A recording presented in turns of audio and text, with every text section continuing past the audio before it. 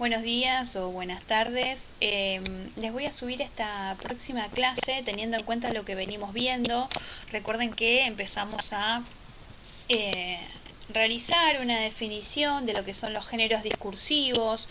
Dentro de lo que son los géneros discursivos, nosotros podemos identificar lo que son los géneros literarios y los no literarios, ¿sí? Perdón, puse en silencio en mi teléfono. Entonces les decía, hay géneros que son literarios y géneros que no lo son. Yo esta presentación se los voy a subir a Classroom en el día de hoy, pero primero quería hacerle como este pequeño video explicativo para que puedan ir comprendiendo algunos conceptos. Es decir, fíjense acá al principio dice, las conversaciones familiares. ¿También son textos? Sí que son textos, porque son un conjunto de palabras que están entrelazadas entre sí, respetando ciertas reglas y criterios. Y eso es un texto, esté escrito o no. ¿Qué quiere decir?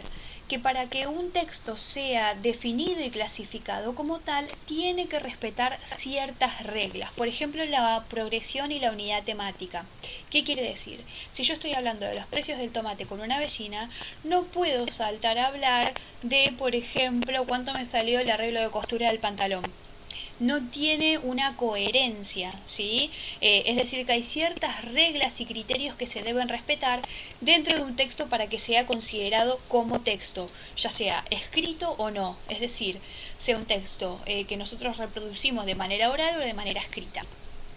En cuanto a la definición de lo que es un género literario y de lo que no es un género literario, hay ciertos problemas en cuanto a la unificación de criterios. Es decir, ¿qué criterios nosotros utilizamos? Nosotros no, es una forma de decir. ¿Qué criterio se utiliza en general como para definir aquellos textos que son literarios, es decir, que pertenecen a la literatura, y cuáles son los textos que no pertenecen a la literatura?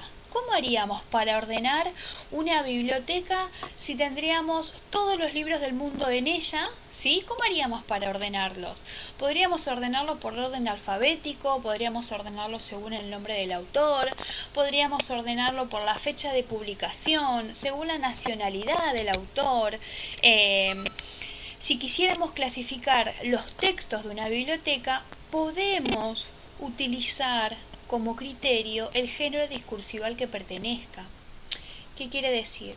Si pertenece al género discursivo, por ejemplo, de la noticia, del prospecto, de la literatura policial, de la literatura fantástica, ¿sí? Si es un libro de historia, si es un libro de geografía, tenemos que determinar a qué género discursivo pertenece para después poder ordenar esta biblioteca imaginaria que yo les planteo ahora.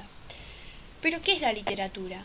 ¿Sí? Porque para definir qué géneros o qué libros pertenecen al género literario, tenemos que identificar qué es la literatura. Y ese concepto lo van a encontrar acá. Voy a ampliar un poco la imagen, igual ustedes lo van a tener en Classroom. Dice, literatura es el arte que emplea como medio la lengua, y esta definición es fundamental. La herramienta que tiene la literatura para expresarse es la lengua, es decir, la literatura va a ser el arte que utiliza como medio de expresión la lengua, o el arte que se expresa a través de la lengua, del lenguaje, ¿sí? Entonces, van a ser textos literarios, esos textos que pueden considerarse artísticos, ¿sí? Todo aquel texto que pueda considerarse artístico puede ser considerado dentro del género literario. Por ejemplo, un prospecto no tiene una finalidad artística, ¿sí? Un prospecto de un medicamento. Eso no va a estar destinado a ser literatura porque no tiene como finalidad, no tiene como función final ser un elemento artístico, ser un elemento de expresión de alguna emoción o de algún sentimiento, ¿sí? ¿Se entiende? Lo mismo una noticia. Las noticias no tienen como finalidad demostrar un sentido o proyectar algún sentido artístico. La noticia tiene como finalidad informar, ¿sí? Ahora, si nosotros esa noticia la transformamos en un cuento policial o en una crónica policial, ahí sí ya tiene que estar incluida dentro de lo que son los géneros literarios, porque tiene una finalidad estética, tiene una finalidad artística.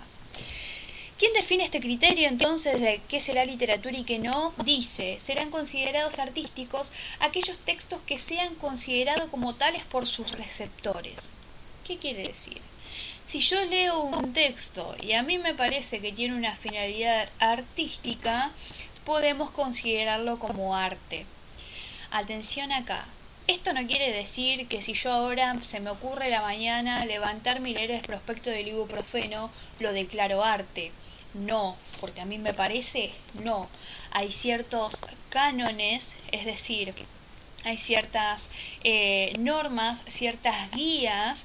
No somos nosotros, usuarios comunes, quienes determinamos qué es un texto artístico o qué es arte o qué no. ¿Sí?